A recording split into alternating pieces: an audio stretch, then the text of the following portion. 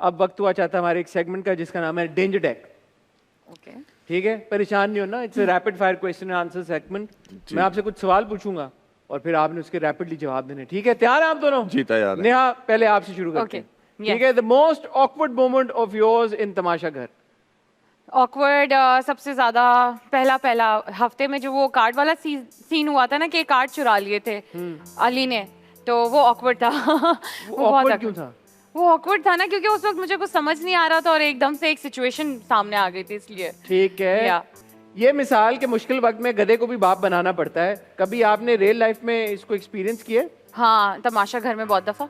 एक बताएं ना, इंसिडेंट। मुझे राने की पर्सनालिटी नहीं समझ आती थी, मुझे नहीं समझ आता था, वो बहुत ही अजीब सी पर्सनालिटी थी उनकी, तो उनको मैंने बनाया था।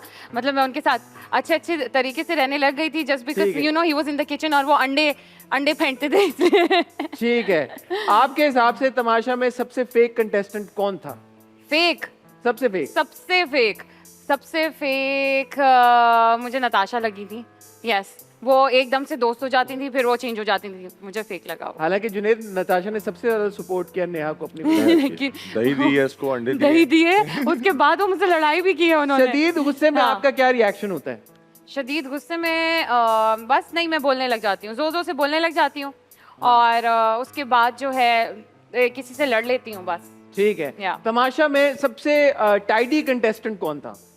कौन? टाइडी, साफ सुथरा, बहुत अच्छे तरीके से, वेल ऑर्गेनाइज्ड। साफ सुथरा, वेल ऑर्गेनाइज्ड, ये जुनैद था। वेरी टाइडी, हाँ, वेल केप्ट। और सबसे ज्यादा गंदा इन द सेंस कि यार बहुत जो गंदगी फैलाता है, हाँ? मेसी जो होता था। मेसी। अच्छा, मेसी तक लड़के वैसे होते हैं मेसी, तो मेसी मुझे एडी भी लगा था। ठीक है, या एडी लगा था मेसी। या तमाशा के कौन से एक कंटेस्टेंट से आप बहुत ज्यादा इरिटेट हुई और उसे दोबारा बिल्कुल नहीं मिलना चाहेंगे? अब ये बोलना पड़ेगा। हाँ, क्यों नहीं? अरूबा। ठीक है, फिर अरूबा, या ठीक है, थैंक यू, आपने बहुत अच्छे, तालियां भाई, मैं आगे, बहुत अच्छे जवाब। जुनैद जी, सोशल मीडिया पर ऐसी क्या बात हुई है रिसेंटली तमाशा के बाद जिसने आपको सबसे ज्यादा ऑफेंड किया है? यही कि मैं बहुत नेगेटिव था, कि मैं बहुत नेगेटिव रहा हूँ, ये बात मुझे बहुत ऑफेंड की है। मतलब कि मैं इतना नेगेटिव था, लेकिन उनको हालात भी समझने चाहिए कि वहाँ पे क्या हालात थे, क्या हुआ था, लेकिन वो लोग नहीं समझ रहे। वो लोग सिर्फ एक पिक्चर देखते हैं, 1 घंटे के एपिसोड देखते हैं। लोगों ने 24/7 नहीं देखा, मोस्टली लोगों ने, और वो जज करने लग जाते हैं। आप परेशान हो, आप किसी के बच्चों को एड्रेस करके कैमरे पे ये तो नहीं बोलेंगे ना कि तुम्हारे पापा चोर हैं, लेकिन आप तुम्हारे पापा लूजर हैं। लेकिन आप उसके बाद देखिए वो हालात कैसे थे और क्या चीजें हुई थी उसके बाद। लेकिन मैंने उसमें कितनी बार सॉरी किया, मैं अभी तक मैंने सॉरी तो कर दिया, आपका सॉरी एक्सेप्ट भी कर लिया सबने। लेकिन आप जो कह रहे हैं कि नेगेटिव आप कहाँ थे, आपको लगता है एक्सेप्ट हो गया होगा? है, आपको लगता है एक्सेप्ट हो गया? मेरे ख्याल में हो गया, इसलिए आप यहाँ पे बैठे। क्यों भाई, एक्सेप्ट हुआ या नहीं हुआ? देखें, हो गया, आपकी बॉलिंग तो एक्सेप्ट हो गया। लेकिन नेगेटिव आप पूछ रहे क्यों थे? तो इसलिए थे, इसलिए ऑफेंड होने वाली क्या बात है? ऑफेंड ना हो आप।